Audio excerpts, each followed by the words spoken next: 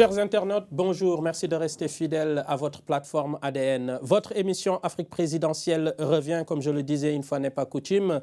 Elle revient parce que bientôt, ce 22 juin 2019, nous aurons des élections présidentielles en Mauritanie. Les Mauritaniens, plus de 2 500 000 électeurs, seront appelés aux urnes pour choisir le futur président. Alors, pour nous parler de cette élection que certains considèrent comme étant cruciale, nous avons deux invités dont un se nomme M. Issa Jawara Manguessa, député de la diaspora Europe et président de la section UPR de France. UPR, c'est l'Union pour la République, c'est le parti au pouvoir et qui soutient M. Mohamed Ould Ghazouani. M. Jawara, bonjour. Bonjour Saïdou. Notre second invité se nomme Bokar Oumar Ba. Bokar Oumar Ba est le secrétaire national chargé de la diaspora du parti politique AJDMR. AJDMR, membre de la coalition Vivre Ensemble qui porte la candidature de Kane Hamidou Baba. Monsieur Babokar, bonsoir. Bonsoir. Alors, Monsieur Issa Jawara, on va commencer par vous. Bientôt les élections, comme je le disais. Quels sont, selon vous, les enjeux aujourd'hui de cette élection présidentielle ? Merci encore Seydou. Je voudrais d'abord, avant de répondre à votre question, m'adresser aux téléspectateurs, à la diaspora mauritanienne surtout, pour les saluer. Et concernant votre question, je pense qu'il n'est que de voir ce qui se passe dans le monde actuellement. Un peu partout, au Yémen, en Libye, en Syrie, en Irak et plus près de nos frontières, au Mali, au Niger, au Burkina Faso, pour se rendre compte que sur le plan planétaire, l'essentiel, l'enjeu principal, c'est la sécurité et la stabilité. Tous ces pays sont touchés actuellement par une forte instabilité due au terrorisme, d'une part, et due aussi à la fragilité de l'État. Donc, pour moi, et comme notre candidat l'a si bien souligné, l'essentiel, l'enjeu principal, c'est la stabilité, la sécurité et la constitution d'un État fort. Bien, stabilité, sécurité, constitution d'un État fort. Quand je fouillette un peu, on va dire, le programme de la CVE, forcément, les enjeux ne sont pas les mêmes. Pour vous, peut-être l'enjeu principal? Ils sont les mêmes peut-être, mais avec une approche différente. Ce qui est vrai, c'est que la sécurité est une question importante. Mais contrairement à ce que pense M. Ould Ghazouani, la sécurité en Mauritanie, ça commence d'abord par des enjeux internes. Comment justement avoir un État fort face aux enjeux internationaux d'instabilité, lorsque dans ce même pays, on n'a pas pensé le pacte républicain qui fonde la solidité de l'État. Donc je pense que M. Ghazouani pêche justement par une erreur d'optique quand il dit que l'essentiel, c'est la sécurité extérieure. On voit bien que l'enjeu pour eux, c'est tout de suite d'installer ou de faire continuer le pouvoir militaire. C'est pour ça que ce qui importe pour eux, c'est de parler des frontières, de parler de la sécurité extérieure. Nous, l'enjeu pour nous, c'est de refaire le pacte républicain. C'est de revivre ensemble. C'est de faire en sorte que les Mauritaniens, à nouveau, redéfinissent un pacte. L'enjeu, c'est de refaire nation ensemble. C'est pour ça que nous pensons qu'avant de s'occuper peut-être de ce qui se passe à l'extérieur, on aurait tout intérêt à regarder ce qui se passe à l'intérieur. Et ce qui se passe à l'intérieur, c'est un pays déchiré. C'est un pays où nous avons des Mauritaniens à part entière et des Mauritaniens entièrement à part. Donc il faut faire reparler ces deux types de Mauritaniens. Et ça, Kane Hamidou Baba l'a dit plusieurs fois, l'enjeu pour nous, c'est ce qu'on appelle, nous appelons la question nationale, c'est comment est-ce que les Mauritaniens peuvent réfléchir à nouveau à leur destin, comment ils peuvent réfléchir à faire le même pays. Parce que pour l'instant, ce n'est pas le cas. Vous voyez, M. Ghazouani parle de la question de l'instabilité. Mais il oublie qu'à l'intérieur même de la Mauritanie, il y a des germes d'instabilité lorsque des gens ont été déportés pendant plus de 20 ans et qu'ils rentrent chez eux, ils n'ont même pas accès à leur propre domicile. Ils n'ont pas accès à l'état civil. Ils sont laissés à eux-mêmes. Il n'y a pas plus germe de division et d'instabilité que cela. Alors, on voit très bien que, en tout cas, vous avez deux visions différentes, ou en tout cas qui sont parallèles. Pour les uns, l'enjeu sécurité avant tout d'abord. Pour les autres, la question nationale. Est-ce que le fait que Ghazouani et son équipe, Mohamed Ould Ghazouani et son équipe, le candidat, choisissent de faire de l'enjeu sécuritaire un enjeu national, une des priorités de sa future gouvernance si jamais il est élu, est-ce que c'est parce qu'il est issu de l'armée et que c'est le domaine qu'il maîtrise le mieux? Et que c'est une façon peut-être de se dérober? Bon, M. Ba a un peu, à sa façon, interprété la vision du candidat Mohamed Ghazouani. Quand moi j'ai mis en avant ces enjeux-là pour cette présidentielle qui arrive, je n'ai pas eu à développer pour quelles raisons. C'est lui qui a disserté sur les raisons en lui prêtant cette intention plutôt de s'occuper des frontières extérieures que de l'intérieur. Mais je voudrais rectifier cette appréciation. Je le dis sur la base de votre programme. Je vais essayer de rectifier cette appréciation. C'est vrai, il ne faut pas négliger les frontières extérieures. On est dans une zone qui est très instable. On est dans le Sahel. Il y a tout type de trafic qui s'y passe. Il y a encore quelques années, dans nos frontières du côté malien, vers l'est, on avait dans la forêt de Ouagadougou une cage de terroristes qui étaient là, qui parfois tentaient de s'introduire dans le territoire pour opérer. Heureusement que notre président a su juguler cette menace et qu'aujourd'hui, cette menace a été écartée. Et encore, aujourd'hui, tout type de trafic continue de s'opérer dans le Sahel. Et n'eût été Ould Ghazouani avec le président Mohamed Abdelaziz qui ont équipé notre armée, qui l'ont réformée, qui l'ont modernisée. Et actuellement, il faut savoir que nous avons même un avion... Qui l'ont surtout blanchi. Un avion qui fait de la détection de mouvements. C'est dire à quel point nous sommes très performants en termes de sécurité de nos frontières. Cela dit, dire qu'on protège les Mauritaniens dans leurs frontières, l'intégrité du pays, n'est pas quelque chose d'antinomique avec l'existence d'un pacte républicain et social qui fasse que les Mauritaniens se retrouvent dans l'unité. Déjà, je crois qu'il y a des germes qui sont là. Juste pour aller sur ça, si M. Ba a lu son programme, si vous-même vous avez bien fouillé son programme, vous y verrez qu'il a envisagé de créer une école républicaine, une école qui permet aux Mauritaniens, parce que le pacte d'unité nationale se construit d'abord par là. Alors, est-ce à dire qu'il veut construire, on va dire, une école républicaine? Est-ce à dire quelque part qu'il est en train de dire que son prédécesseur et ami a failli au moins sur cette mission-là? Non, ce qu'il faut aussi savoir, il n'y a pas de contradiction entre le fait qu'il y a eu un bilan qu'il faut encore renforcer et compléter et le fait de dire que je veux aller encore plus en avant. Entre lui et le président sortant, c'est la concordance absolue. Ils ont presque fait tout ensemble. Non, c'est la complémentarité. La complémentarité n'est pas synonyme de continuité. Le président Mohamed Aziz a un bilan les électeurs décideront. Qui est extraordinaire, un bilan excellent à tout point de vue. Mohamed Ghazouani, que lui-même a choisi comme, en tout cas, celui qui peut continuer son œuvre et qui peut le compléter, sera celui aussi qui va renforcer ce bilan-là. On va continuer sur ce point de l'éducation, où il évoque, M. Diawara vient de l'évoquer, ça va nous faire une transition, un bilan extraordinaire au niveau de l'éducation nationale mauritanienne. Il me semble que dans votre programme, tel n'est pas le diagnostic que vous faites, en tout cas, et vous avez des propositions là-dessus. Diagnostic de la situation de l'éducation nationale mauritanienne et surtout votre proposition à la CVE. D'abord, ce n'est pas sérieux de dire que l'éducation nationale a été bien traitée par le régime sortant qui se projette dans la continuité.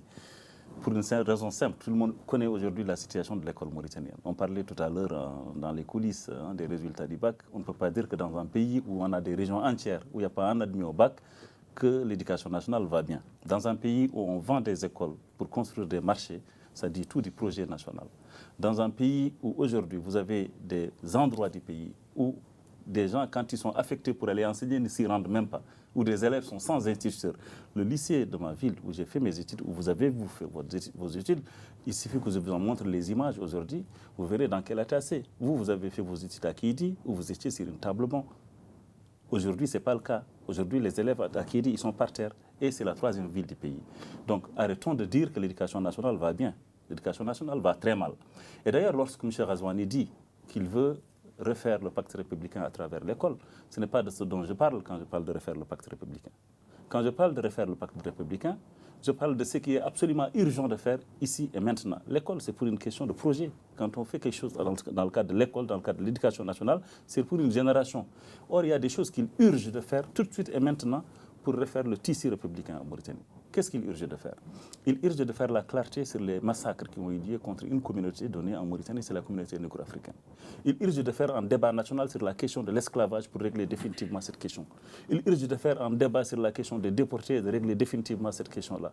Il urge aussi de faire en sorte qu'aujourd'hui, les orphelins et les veuves aient droit à la vérité à laquelle ils ont droit, pour qu'en fin de compte, toutes ces tensions-là puissent être baissées, pour qu'on puisse reparler ensemble de la Mauritanie qu'on veut ensemble. C'est de cela que je parle quand je parle de pacte républicain. Or, dans votre programme, j'ai parcouru les 52 pages, il y a une phrase sur le passif humanitaire. Il n'y a rien sur la question des déportés. Il n'y a rien sur la question des gens qui ont été tués à Inal. Il n'y a rien de tout ça. Donc, quand vous me dites nous voulons sécuriser le pays, non, vous ne voulez pas sécuriser le pays. Parce que sécuriser le pays, c'est faire en sorte que toutes les tensions que j'ai énumérées soient traitées d'abord pour qu'on puisse reparler. Or, ce n'est pas dans votre programme. Ce qu'il y a dans votre programme, c'est effectivement tout le, j'allais dire, le discours un peu classique de dire notre pays est menacé de l'extérieur. D'ailleurs, vous n'avez gouverné que comme ça depuis que vous êtes au pouvoir. Vous n'avez gouverné qu'en vous disant qu'à l'extérieur, il y a des gens qui nous veulent du mal. Or, ça, ce n'est pas un projet pour le pays. Un projet pour le pays, c'est un projet positif, un projet optimiste, un projet dans lequel on cherche à soigner les plaies intérieures avant de s'occuper, évidemment, de la diplomatie de proximité qui est au centre de notre programme. Alors, Issa Diawara, est-ce que votre candidat ne traite pas des questions de proximité, ne parle pas de ce qu'on appelle l'unité nationale, ou en tout cas la problématique du vivre ensemble en Mauritanie dans son programme? Est-ce un non-problème pour lui ou un non-événement? J'espère que vous allez me laisser répondre suffisamment. D'abord, je me désole que M. Ba ne dise rien sur le programme de son candidat. Il a critiqué l'école. Posez-moi les questions. Il a critiqué l'école. Non, M. Ba, M. Diallo a posé la question sur ce que vous entendez faire en termes d'éducation. Vous avez plutôt critiqué le bilan du président sortant, mais vous n'avez esquissé aucun élément qui serait dans votre programme au cas où votre candidat serait élu président de la République. À la question, après il aura l'occasion de le faire. Je réponds d'abord à la question de l'éducation quand il fait comme si l'éducation mauritanienne était une catastrophe absolue, ce qui n'est pas le cas. Il faut reconnaître que quand le président Mohamed Abdelaziz est arrivé au pouvoir, il y avait des réformes bidons qui avaient été amorcées par Sidi Mohamed Boubacar, à l'époque Premier ministre de Maïa, avec ses équipes. Il y a eu plusieurs réformes qui ont été menées. Sidi Mohamed Boubacar, qui est candidat à cette élection présidentielle, vous en profitez pour lui mettre une petite peau de banane. Ça veut dire que c'est quelqu'un que le Mauritanien devrait juger vraiment par rapport à son passé. Donc, ce monsieur qui a conduit le pays pendant presque 5 ans, ou pendant la présidence de Maouia, 2 ans pendant la présidence. De 92 à 96 et pendant 2005 à 2007. Avec Eliou Mohamed Val, a mis l'éducation nationale à sac. Quand le président est arrivé, il fallait rattraper ça. Il y a eu un programme national de développement du secteur éducatif qui a été engagé. Ce programme avait pour but d'abord de mettre en place des infrastructures. Ensuite, de penser à l'encadrement de la gestion et de la gouvernance de l'éducation.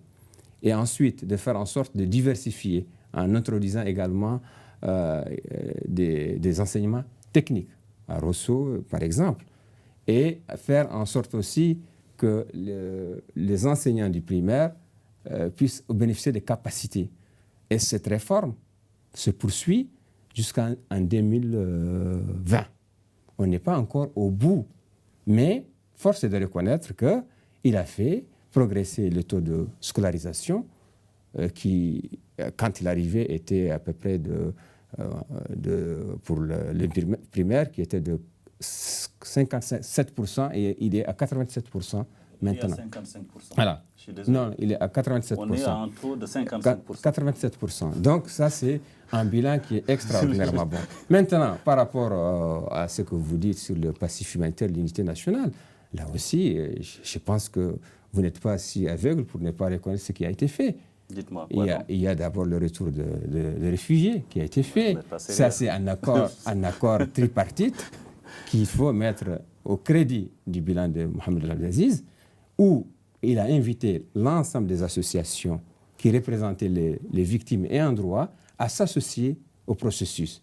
Ceux qui ont voulu rentrer sont rentrés dans ce cadre.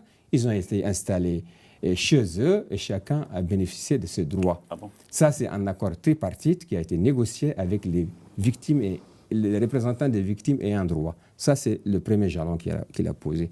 Il y a eu la prière de... Alors, il est prévu qu'on vous arrête là-dessus. Je vous réponds. Alors, finissez votre énumération très rapide parce que je sais qu'il y aura la contestation surtout sur la façon dont les réfugiés ont été accueillis. Il y a ensuite la prière de Kaïdi. Ce n'est pas rien. Et surtout qu'il a reconnu la responsabilité de l'État en disant plus jamais ça. Est-ce à dire maintenant que pour vous, le problème est réglé, il n'y a plus de question de l'aborder? Aucune œuvre humaine n'est parfaite, on peut toujours parfaire. Là-dessus, il n'y a rien.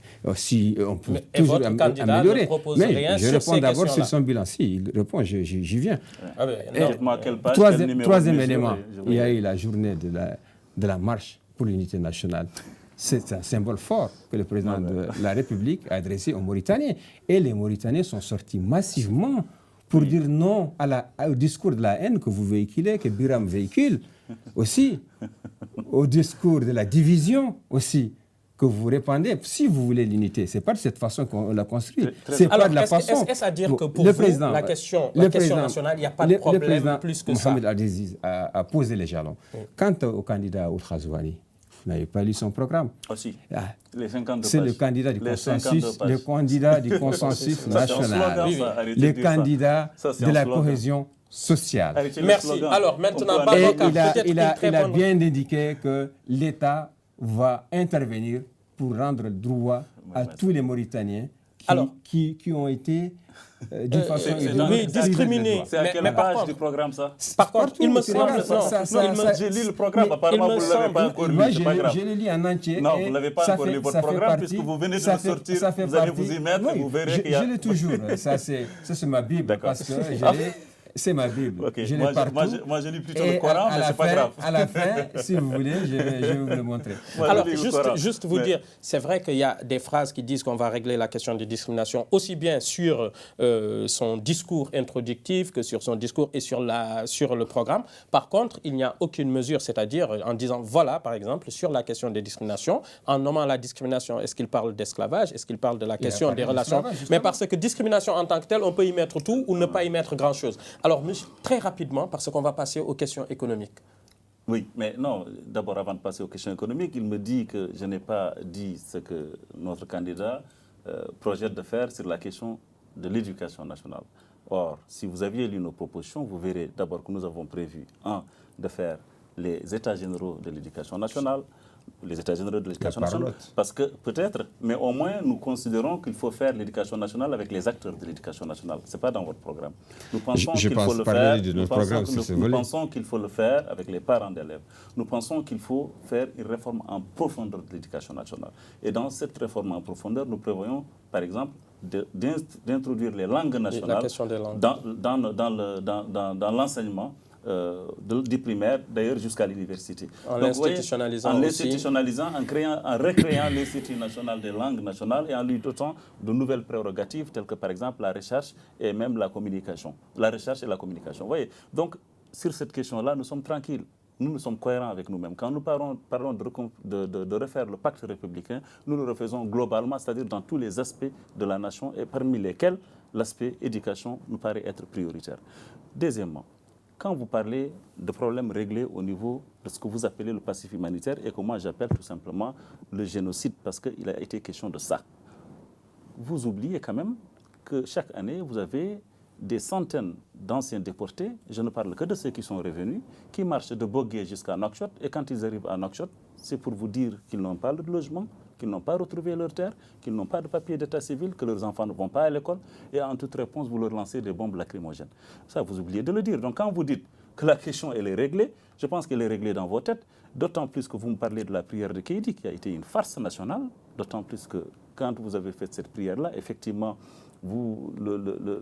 Mohamed Al-Aziz a dit des incantations, a dit des choses de l'ordre de la Mauritanie reconnaît, mais dans la pratique, rien n'a été fait. Les gens ont été floués. C'est ça la réalité. Ce n'est pas parce que vous avez passé des accords avec quelques associations corrompues qui ont accepté quelques subsidies en contrepartie de leur silence sur la question des gens qui ont été tués, des orphelins et des veuves, que vous oubliez que le 28 novembre, quand il y a eu la célébration de l'indépendance à Kédi, que des veuves ont manifesté pour vous dire qu'ils n'étaient pas satisfaits de vos solutions et qu'en contrepartie, vous les avez mis en prison.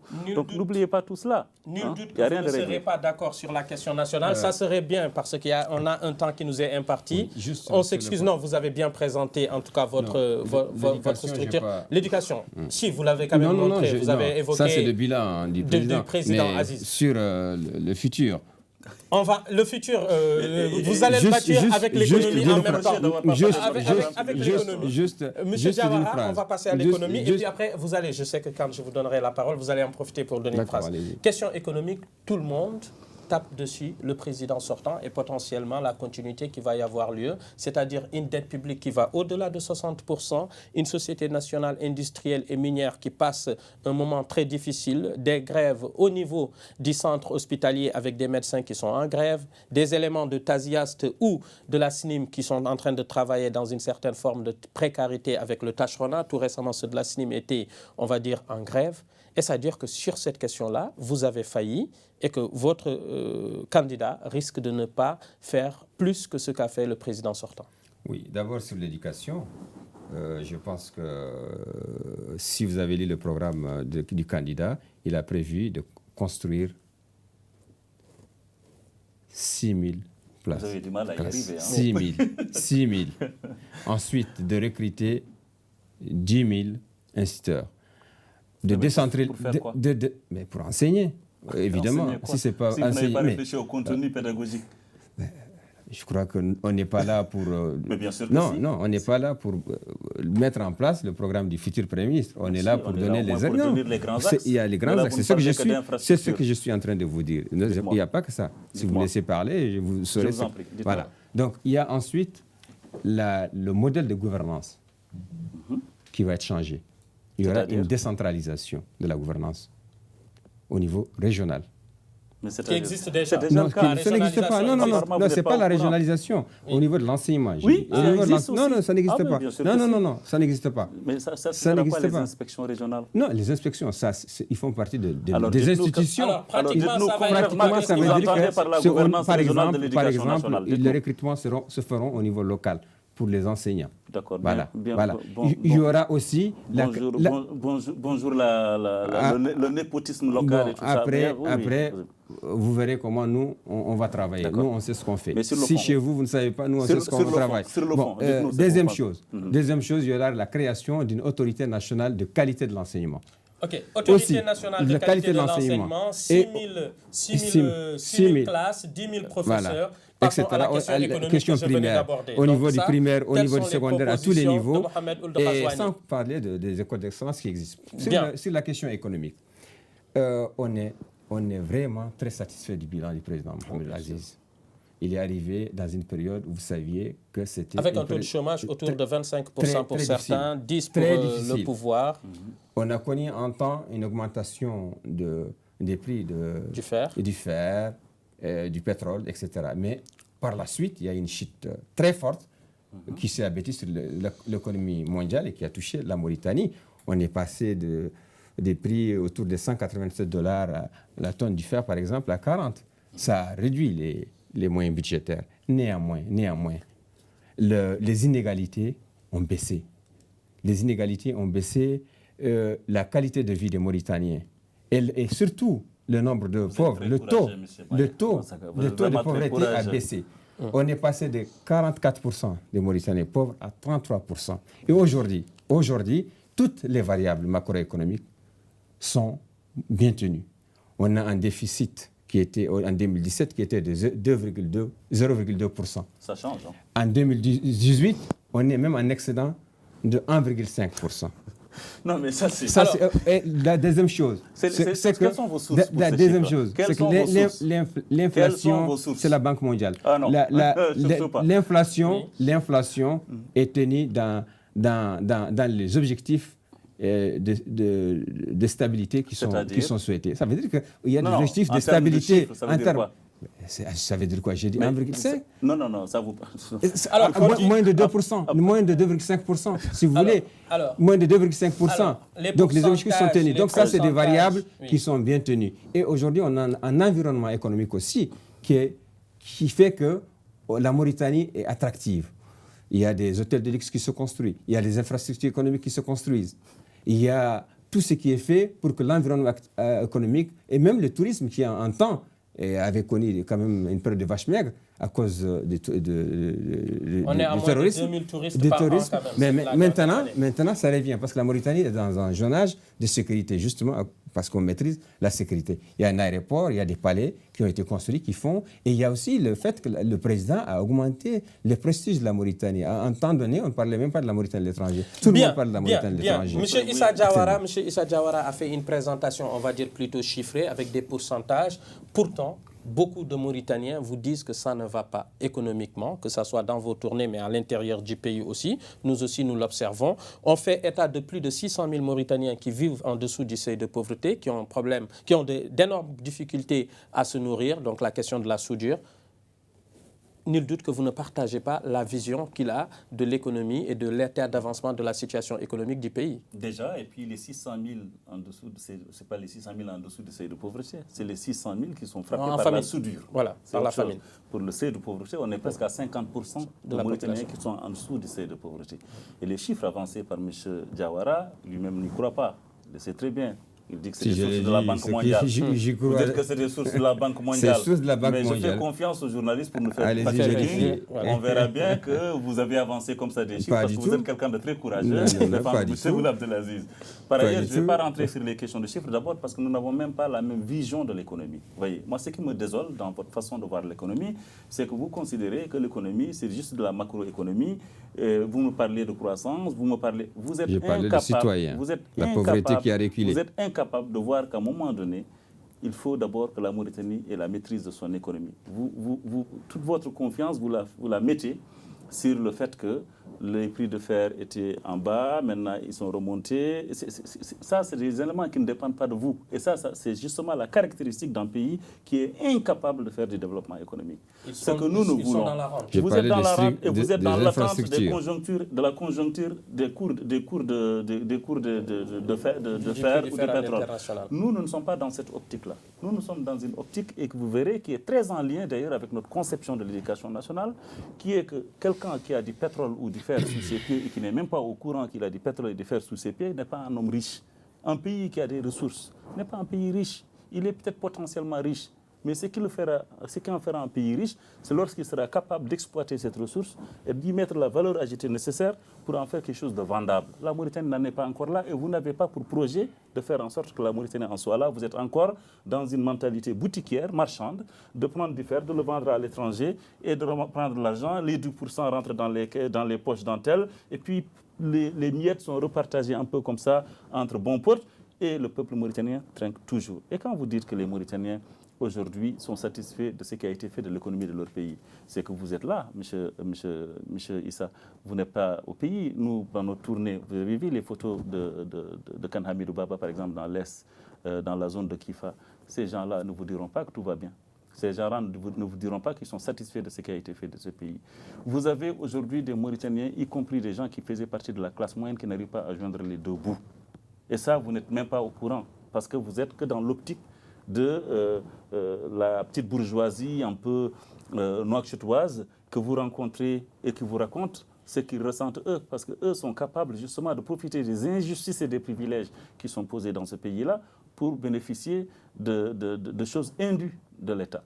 Nous avons une toute autre optique. Quand nous parlons de refaire le pacte républicain, c'est pour y compris introduire de la justice économique. Et une justice économique n'est pas possible sans l'organisation de la solidarité nationale. C'est pour ça que nous avons, par exemple, pour proposition de faire en sorte que désormais, la perception et la redistribution de la zakat, puisque je vous rappelle que nous sommes dans un pays dit islamique, et que dans un pays dit islamique, on fait une politique économique inspirée de l'islam authentique, et que de ce point de vue-là, la zakat va être désormais, quand nous arrivons au pouvoir, perçue par l'État et redistribuée. Ça, c'est un bon moyen de refaire de la solidarité nationale et de refaire de la solidarité au niveau économique.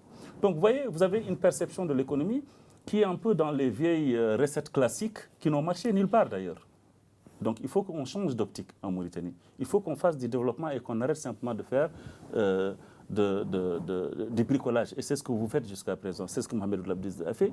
Et dans le programme que vous avez, et je suis très étonné parce que vous êtes quand même vous avez quand même le candidat quasiment sortant, puisque effectivement Mohamed Bazoum ne se présente pas, mais son dauphin connu, c'est M. Ghazouani. Et jusqu'à il y a quelques mois, M. Ghazouani était dans le gouvernement. Moi, je m'attendais à ce qu'un candidat qui est sorti d'un gouvernement, qu'il vienne avec un programme chiffré, puisque lui, au moins, a accès aux sources officielles, ne serait-ce que les sources officielles de l'État, contestables peut-être, mais sources quand même. Mais on fait un programme comme moi, j'aurais pu le faire. Votre programme, j'aurais pu l'écrire en une soirée, hein, je vous assure. Hein. J'aurais pu l'écrire parce que c'est juste de la littérature. Et d'ailleurs, vous l'avez démontré quand vous dites « nous allons refaire l'école, nous allons construire 6000 classes », vous ne dites pas comment, avec quels moyens, avec quel budget. Vous ne dites pas d'où est-ce que vous prenez l'argent pour construire ces 600 classes.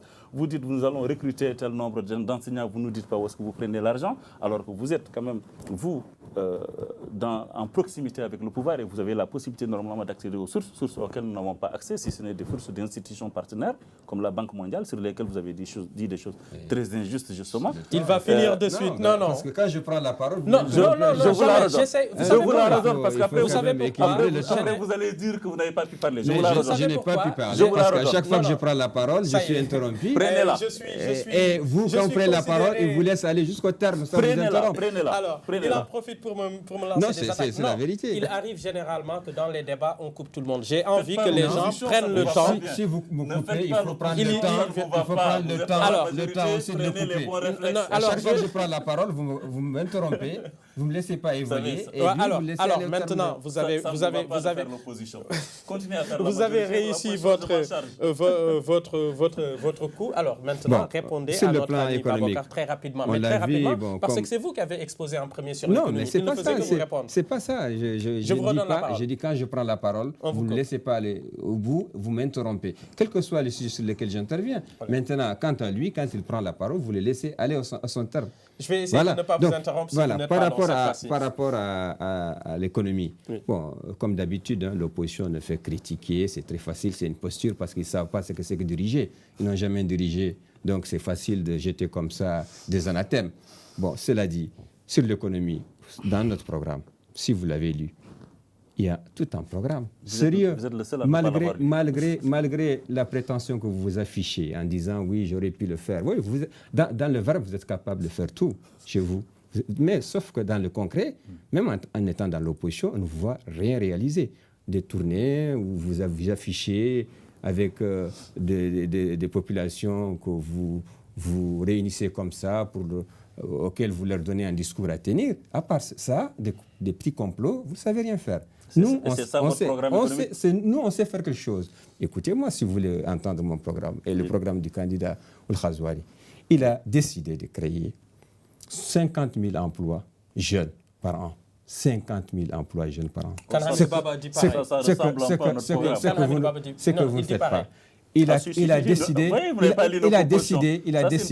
Non, vous trichez. Ça, c'est un. De deux. Il a décidé aussi de créer 10 000 maisons économiques. C'est ce qu'on appelle DARI. Ça, c'est le programme. Non, écoutez, mais je vous laisse parler. Quand il y a le Tekafoul aussi. Non, le Tekafoul pour le social, la solidarité. Il y a aussi l'agence de solidarité pour les handicapés et les femmes. Tout ça, c'est prévu. Les programmes DARI aussi, qui sont le programme DARI, qui est des maisons économiques et sociales pour la formation, pour l'insertion. Ça, c'est des vrais programmes. Il y a aussi le programme qui vise à faire en sorte que le secteur privé devienne un secteur actif dans l'économie. Alors, ce que je n'ai pas compris sur ce point-là, et sans vous couper, c'est que quand je lis le programme, M. Ghazouani, déjà qu'on dit que le gouvernement sortant, et il en est issu, sont très affairistes, veut présider, on va dire, le conseil. Alors, ça, c'est le prix du direct, donc c'est mon micro, ça arrive. Alors, il veut présider, on va dire, le Haut Conseil des investissements. Oui, est-ce que c'est quelque chose... C'est l'importance qu'il accorde à ça. Il accorde tellement d'importance à l'investissement. Vous ne croyez pas qu'on risque de dire encore une fois qu'il va se mêler des affaires et qu'il va avoir en lieu toujours les premiers investisseurs et que peut-être il va être un affairiste? Non, pas du tout. C'est comme l'agence Tadamou actuellement, qui d'une certaine manière est rattachée à la présidence de la République. Oui, mais ce n'est pas pareil. Tadamou est plus dans le social, là on est dans l'investissement. Ça veut dire quoi? Ça veut dire que le président avait attaché à ces programmes une importance telle qu'il veut lui-même avoir un œil sur son fonctionnement et comment les programmes sont exécutés. De la même manière, Mohamed Ghazouani entend donner à l'investissement, parce que c'est extrêmement important dans une économie, qu'on investisse, qu'on recrute, qu'on essaie de faire des partenariats aussi entre les privés, les investissements étrangers, etc., que lui-même souhaite avoir un œil sur ça et donc qu'il souhaite aussi présider. Bien, on va faire deux points. L'avant-dernier point, puis après on va passer vraiment purement à la politique politicienne. La diaspora. Vous êtes issu de la diaspora, vous deux. Vous êtes député des Mauritaniens de la diaspora. Qu'est-ce que vous proposez pour la diaspora? Ne me faites pas le bilan du président sortant. Les propositions, comme on est très court, et il faut faire leurs contre-propositions. Pour l'instant, dans le programme qui est affiché, parce qu'il y a un deuxième volet qui va sortir uniquement sur la diaspora. Il est tellement attaché à accorder une importance à la diaspora qu'il les a oubliés sur son premier volet et qu'il se rattrape. Il accorde un volet particulier. Okay. Mais dans le programme actuel, qu'est-ce qu'il dit? Que les fonctionnaires qui sont à l'étranger, qui soient formés pour mieux accompagner les éléments de la diaspora mauritanienne dans l'accomplissement de toutes leurs démarches. Et que tous les dysfonctionnements qui sont constatés, à quelque niveau qu'ils soient réglés. Que ce soit au niveau administratif, que ce soit au niveau de l'état civil, que tous ces dysfonctionnements soient rectifiés. Et ensuite, qu'il y ait une implication davantage de la diaspora dans le développement de l'économie mauritanienne. Et qu'il facilite aux Mauritaniens de la diaspora d'accéder à la propriété, une façon d'aider à leur retour. Maintenant, sur les questions de la double nationalité, sur les questions aussi de visa, vous verrez que dans un second temps, il y aura un Parce que la question de double nationalité, pour le moment, il n'en est pas question. On reste sur la même procédure. La double nationalité, elle existe. Elle existe. Il y a une procédure particulière. Il y a des pays où ça n'existe même pas. Bien sûr, bien évidemment. Alors, chez nous, ça existe et qu'il y a juste une procédure. Babacar, très rapidement, sur la place de la diaspora dans vos propositions. D'abord, la respecter. Et la respecter, ça veut dire faire en sorte que la diaspora ne soit pas la seule partie de la Mauritanie, le seul électorat mauritanien qui n'ait pas le droit d'élire son représentant. M. Diawara, qui est député de la diaspora, a été coopté et nommé à l'Assemblée nationale par ses amis du même parti. Donc, si vous voulez réellement changer les choses pour la diaspora, commencez déjà par en faire des électeurs normaux, comme tous les autres. En faire des citoyens normaux qui ont le droit de se faire représenter par des gens qu'ils ont élus. Or là, vous voyez bien que ce n'est même pas dans votre programme de changer cela. Que vous en bénéficiez aujourd'hui, c'est tant mieux. Vous savez toute la sympathie que je vous accorde personnellement, que ce n'est pas personnellement. Mais que sur le fonctionnement de notre démocratie, sur le fait que tous les Mauritaniens aient droit d'élire le représentant à l'Assemblée nationale et pas les gens de la diaspora, si vous me dites que vous voulez faire du bien aux gens de la diaspora, j'ai du mal à le croire, parce que normalement, faire du bien à des gens, c'est commencer déjà par les considérer. Alors, le droit de vote direct, choisir le représentant. Deuxièmement, pensez la diaspora comme une région. Comme une région. Et ça change complètement de paradigme et d'optique dans la façon de considérer les gens de la diaspora. Quand vous dites que la double nationalité est effective, oui, elle est effective en Mauritanie, mais elle est effective sous des conditions telles qu'aujourd'hui, moi, Bokar Oumar Ba, si je voulais faire la double nationalité, imaginez-vous que c'est mon adversaire politique qui est susceptible de m'accorder la possibilité de devenir. En quoi la nationalité mauritanienne doit être entre les mains d'un homme? Aujourd'hui, c'est par dérogation, la double nationalité, puisque si c'est même pas en fait la conservation. Si moi aujourd'hui j'acquiers la nationalité française, je perds automatiquement. C'est un choix. Oui, d'accord. Tu es conscient de ces conséquences. Mais vous savez que vous êtes en train de défendre le contraire de ce que vous avez dit il y a une minute. Non, pas du tout. Je ne défends pas le contraire, je suis cohérent. Non, vous n'êtes pas cohérent. Parce que vous dites que la double nationalité. Non, vous défendez la double nationalité. Oui, je le défends, mais en même temps, c'est un choix. Ne me dites pas c'est votre choix, si vous l'avez, vous le perdez. Non, je n'ai pas dit que vous perdez, mais vous êtes sûr des conséquences. Non, aujourd'hui c'est le cas. Mais c'est votre choix. Aujourd'hui, quand on a... Mais bien sûr que c'est mon choix. Mais mon choix n'est pas forcément qu'il y ait de perdre ma nationalité mauritanienne. Mais c'est un choix. Non, Ça, ce n'est pas un choix. Ça, c'est le choix qu'on m'impose. On ne t'impose pas. C'est que la règle m'impose aujourd'hui. Non. Si je décide de devenir français. Tu as décidé d'être autre chose que mauritanien. Non, Alors, justement, la double nationalité, c'est. Mais on est non, sur des petits non, détails. mais parce que c'est pas vraiment un détail, c'est extrêmement important. Parce Enfin, que sur les détails linguistiques ou le choix non, mais du ça, verbe, parce mais que pas ça montre le peu de sérieux que ces gens accordent à la diaspora. Parce que quand ils le rencontrent, ils le racontent qu'ils sont pour ce qui préoccupe véritablement la diaspora, la double nationalité. Et dès lors qu'on a un débat avec, vous voyez, ils commencent déjà à changer d'optique. On ne change pas d'optique. Pas du tout, non. Parce que le choix existe. Après, c'est un choix. Il y a encore un autre choix possible dans les autres pays. Quand vous êtes sénégalais. Non, il y a des pays. Laissez-moi finir. Quand vous êtes le Cameroun, on ne peut même pas. Quand vous êtes sénégalais, vous adoptez la nationalité française, vous ne perdez pas votre nationalité sénégalaise. Mais pourquoi pas le Cameroun? Vous ne perdez pas la nationalité sénégalaise. Moi, je vous donne un exemple dans l'optique que moi je défends. Voilà, mais il y a d'autres options. Je défends pour mon pays, c'est la possibilité de ne pas perdre sa nationalité. Vous, apparemment, donc vous êtes pour... Alors, ce qui est bien et qui nous rassure, c'est qu'on voit qu'encore sur la question de la diaspora et sur la question de la double nationalité, je reconnais qu'il y a des pays, et pas seulement que des pays africains, qui se considèrent comme des démocraties modernes, y compris en Europe occidentale, qui refusent la double nationalité. Il y a d'autres aussi, un peu partout dans le monde, en Afrique et ailleurs, qui reconnaissent de façon automatique la double nationalité. Et il y a d'autres qui sont sur la position mauritanienne. Mais c'est un choix politique. Mais quelle est la demande de la diaspora mauritanienne? Quand vous rencontrez les gens de la diaspora... Vous ne représentez pas la diaspora. Il en est ici. C'est vous le représentant en tant que député. Vous ne représentez pas la diaspora. Vous êtes de la diaspora, mais vous représentez... Mais vous non plus d'ailleurs? Non, c'est pas ça. C'est pas ce que je veux dire. Parce qu'elle a été cooptée. Non, ça je reviendrai là-dessus. D'accord. Déjà, le droit de vote, c'est Mohamed El Abdelaziz qui vous l'a accordé. Non, il ne nous a rien accordé. C'est lui qui vous l'a accordé. C'est lui qui a accordé aux Mauritaniens de la diaspora le droit de vote. Avant lui, vous avez demandé à Sidi, vous avez demandé à Eli, vous avez demandé... Non, ce n'est pas une confusion. C'est tout à fait ça. Ce n'est pas le droit qui a été accordé. Non, c'est le droit. L'organisation des élections. Non, c'est le droit de vote. Pourquoi? On a changé la constitution pour ça. Le droit de vote sur les listes nationales. La présidentielle et les listes législatives. Non, c'est le droit de vote. Ça, c'est un. Donc, ça, c'est un. C'est le droit de vote, celui qui vous l'a accordé. Et s'agissant du vote pour l'élection du représentant de la diaspora, de l'étranger, de façon générale, pas seulement pour l'Europe, mais pour les autres continents. Vous savez qu'il existe ce qu'on appelle le suffrage indirect. Vous n'ignorez pas. Qui n'est pas prévu par la Constitution mauritanienne. Le Conseil constitutionnel l'a validé. Le Conseil constitutionnel l'a validé. Le Conseil constitutionnel l'a validé. Dès lors que le Conseil constitutionnel l'a validé, ça devient quelque chose qui s'impose. Non, il faut reconnaître que la Constitution mauritanienne dit qu'on choisit les députés de façon directe.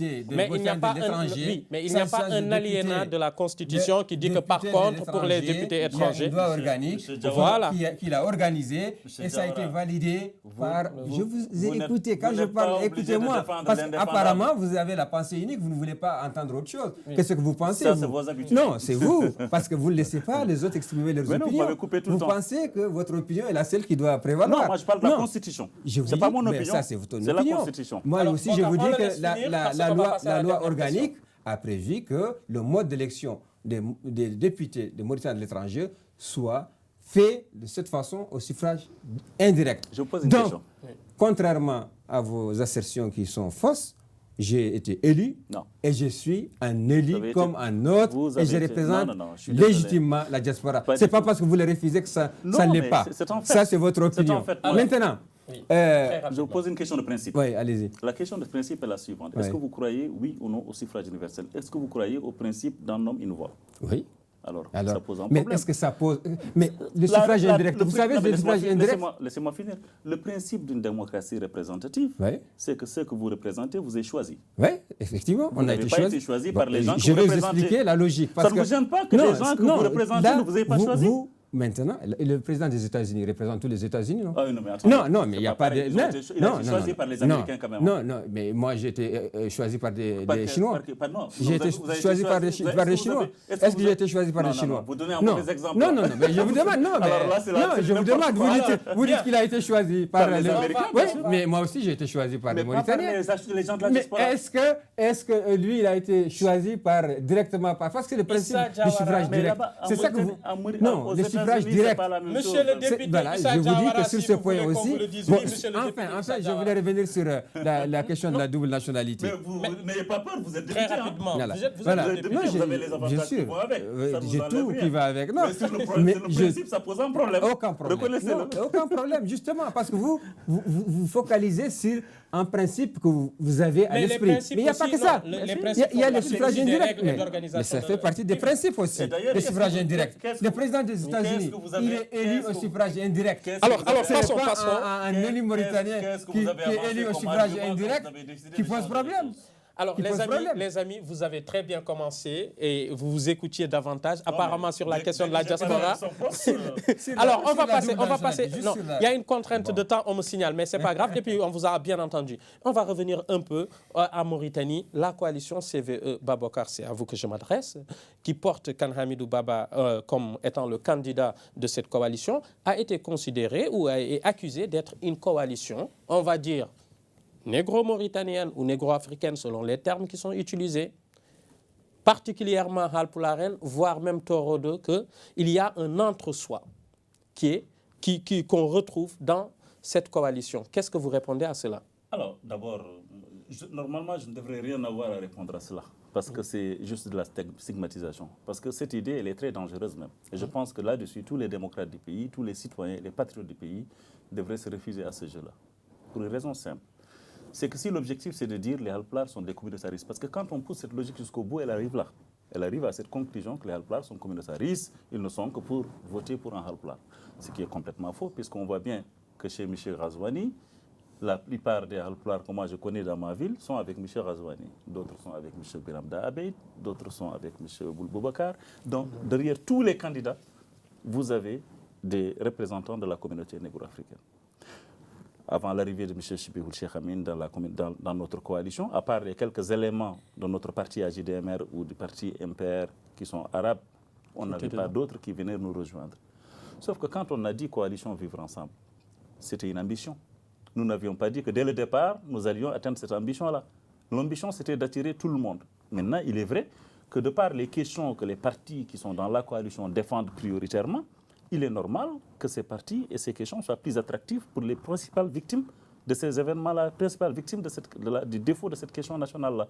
C'est-à-dire, effectivement, les communautés négro-africaines et peut-être, en tant soit peu, la communauté haratine, mais qui se retrouvent peut-être plus dans le programme de Biramda Abeid que chez nous. Ça, c'est normal. C'est normal, nous parlons de leurs questions et donc ça les intéresse, ils viennent. La question qui se pose, c'est celle de savoir pourquoi est-ce que la grande majorité de la communauté arabe, à partir du moment où nous, ce que nous disons, c'est réglons ces questions, réglons ces tensions pour pouvoir reparler ensemble, reconstruire ensemble un pays, pourquoi ce n'est pas attirant pour les autres? C'est ça la vraie question. Pourquoi reconstruire la Mauritanie sur des bases justes et égalitaires n'intéresse que nous, les gens de nos partis? C'est ça la question. Donc, sur la question du communautarisme, c'est un mauvais procès qu'on a essayé de nous faire au départ. D'ailleurs, plus personne ne le dit, hein, parce que les gens se sont rendus compte que c'était un truc qu'ils voulaient faire prendre, mais que ça ne marchait pas. Aujourd'hui, on a bien du mal à entendre des gens pour nous faire ce reproche-là depuis quelques jours. Donc moi, je pense que c'était juste un effet de campagne, que les gens avaient envie de nous accrocher par quelque part. Ils savent que le slogan « Vivre ensemble » est un slogan preneur, donc ils voulaient nous prendre à défaut là-dessus et ils ont tenté de nous jeter cette perception communautariste qui en réalité ne marchait pas. Parce que finalement, le communautarisme, le véritable, c'est celui qui a fait qu'aujourd'hui, dans ce pays, les Mauritaniens n'arrivent plus à se parler. Donc c'est ce système qui a amené les Mauritaniens, l'un à regarder du côté ouest-africain, l'autre du côté du Maghreb arabe, sans jamais regarder ensemble la Mauritanie. C'est ça le principal problème. Et d'ailleurs, j'en profite pour dire que votre marche contre le racisme et les discours haineux, vous le savez très bien que c'était une grande farce. C'était une grande farce. Moi, je pense que quand on est au pouvoir, on n'organise pas une marche. Quand on est au pouvoir, on agit. On a les leviers, on agit. Si vous étiez sincère dans cette revendication-là, vous auriez pris les mesures vous auriez par exemple réglé la question des déportés. Vous auriez par exemple organisé aujourd'hui un débat sur la réconciliation nationale, faire en sorte que les gens qui par exemple ont été tués, les ayant droit, aient une réponse concrète par rapport à la façon dont leurs maris ont disparu, leurs oncles ont disparu, leurs pères ont disparu. Merci Babokar, je vais passer la parole à Issa, sinon il va dire que je ne vous interromps jamais. C'est comme ça, toujours. Alors, M. Diawara. Bon, de la façon dont il a essayé de s'expliquer, on voit qu'il a eu du mal, c'est que ce qu'il dit, il n'y croit point. C'est clair. M. Diawara est terrible. Bon, en tout cas, sur ça, c'est un débat qui concerne le CVE, ou je ne sais pas. Mais voilà, CVE. Maintenant, ce qui m'importe moi, on reproche d'avoir une agglomération de gens qui n'ont pas de conviction, qui viennent rejoindre parce qu'ils espèrent gagner. Parce que des gens qui sont peut-être considérés. Vous nous avez vu prendre quelqu'un par la main de force, dire qu'il faut qu'il soutienne Ghazouani? Non, y compris chez les autres. Non. Non, vous avez vu quelqu'un donner de l'argent à quelqu'un? Bien sûr que oui. Ça, franchement. Alors, bon, donc moi, je vais être. Issa, j'en profite parce que j'avais oublié cette question et je veux qu'on solde cette question très rapidement. La semaine dernière, des rumeurs. Exactement que des rumeurs. Aucune. J'ai appelé pour voir dans des foyers. On nous dit que la section IPR, peut-être particulièrement, peut-être vous ou votre groupuscule, vous allez en rigoler, vous achetez des cartes d'électeurs de Mauritaniens qui viennent d'Espagne, qui sont dans une forme de précarité autour de 150 €. Qu'en est-il? Bon, demandez à ceux qui vous ont dit ces questions de vous dire qui a acheté. Voilà. Moi, j'aimerais que vous, quand vous parliez, que vous me dites quelque chose. Non, c'est pourquoi je vous ai dit des rumeurs. Je n'ai absolument rien. On a cherché, on nous a dit qu'il y a des gens qui Moi, je suis sérieux, je ne achètent. parle pas de rumeurs. Moi, je parle des choses qui sont réelles, qui sont vérifiables. Vous n'êtes pas au courant. Chez nous, on n'a pas besoin de ça. On fait de la politique, de la vraie politique, on ne blablate pas, on fait du terrain, on s'occupe des Mauritaniens. Et c'est pour ça d'ailleurs qu'on a toujours eu d'excellents résultats ici. On a toujours eu d'excellents résultats. C'est vérifiable. Ici, on n'a pas besoin d'acheter qui que ce soit. Tout le monde travaille, tout le monde mange à sa faim, il y a des minima sociaux, donc les gens n'ont pas besoin d'argent pour aller voter. C'est des convaincus qui vont voter pour nous. Et autant aussi, ils le font ici qu'au pays, parce que quand vous dites qu'il y a un conglomérat de gens, moi j'ai vu personne qu'on a pris... Attendez, on n'a pas besoin d'acheter. Attendez. La phrase logique, c'est par contre au pays, oui. Non. Ça, c'est votre avis. Non, mais moi, je vous dis, j'essaie de répondre juste à la question, parce qu'il dit que c'est un conglomérat des gens qui n'ont aucune conviction, etc. Je ne sais pas qui vous avez interrogé qui dit qu'il n'est pas convaincu, qui vous avez vu qu'on a pris par la main de force ou à qui on a donné de l'argent. Bon, donc, personne. Tous ceux qui sont. Quel est son rapport, par exemple, avec un barreau du PID pour qu'il puisse se retrouver chez Ghazouani? S'il se reconnaît dans notre candidat, il est le bienvenu. Ça veut dire qu'il a renoncé à ce qu'il était. Il est convaincu, il est venu, il sera lié à notre candidat. Mais c'est l'important pour moi, ce que je veux souligner surtout, c'est que autour de Mohamed Ghazouani, aujourd'hui, on trouve toute la Mauritanie, toutes les communautés, tout le monde. Ça veut dire effectivement que c'est un candidat au-delà du fait qu'il est le candidat de la sécurité et de la stabilité de la Mauritanie, il est le candidat aussi du rassemblement et du consensus national. Ça sera en même temps votre conclusion. Non, pourquoi? Non, en même temps, parce que je vais le donner pour conclure. Non, après, je dois conclure, je réponds à... Allez-y, répondez. Voilà. Donc, c'est le candidat du consensus national. Oui. On trouve autour de lui toute la Mauritanie. Il n'est pas un président d'une communauté contre une autre communauté, il est le candidat de tous les Mauritaniens. Et c'est de ça que la Mauritanie a besoin d'aujourd'hui. Et non un candidat qui se retrouve avec des entre-soi. Et voilà, ça se discute de manière isolée. Vraiment, c'est décevant pour la Mauritanie qu'on ait des candidatures de cette nature. Merci Issa Diawara. Votre dernier mot, Babokar, très rapidement, très court, parce que le temps qui nous est imparti est fini depuis un moment. Très court, d'abord, quand il dit que son candidat est le candidat du consensus, en tout cas, il ne l'a pas démontré quand il s'est ministre de la Défense. Puisque le ministre de la Défense, ce qu'il a fait, c'est plutôt de l'entre-soi, notamment dans la question de la gestion des écoles militaires, la question de l'armée mauritanienne, dont je disais tout à l'heure qu'elle a été complètement blanchie sous son magistère. Donc, si c'est le candidat du consensus, c'est peut-être en devenir. Mais en tout cas, pour l'instant, ce n'est pas ce qu'on a vu. Et il est surtout le représentant d'un système raciste et ségrégationniste, donc, qui a fait qu'aujourd'hui, nous sommes dans un pays où, comme je disais tout à l'heure, nous avons deux types de Mauritaniens. Donc, candidat du consensus, il y a mieux. Par ailleurs, moi, je pense qu'aujourd'hui, la question, comme je disais avant, c'est la question de comment nous pouvons refaire nation ensemble. Le projet que nous portons est un projet global. Un projet global qui va aller jusqu'à même une constituante, parce que nous pensons que ce pays est mal parti. Vous n'avez pas l'air de vous en rendre compte, parce que vous êtes encore dans les vieilles lunes de dire notre pays est menacé de l'extérieur, donc il faut le défendre de l'extérieur. Ce qui est peut-être juste, mais il est encore plus menacé de l'intérieur et vous ne le voyez malheureusement pas. C'est notre préoccupation. Nous le ferons. Nous reconstruirons ce pays-là, mais la condition première... La condition première pour que nous puissions reconstruire ce pays sur de bonnes bases, c'est que vous partiez et ça, nous nous en occupons.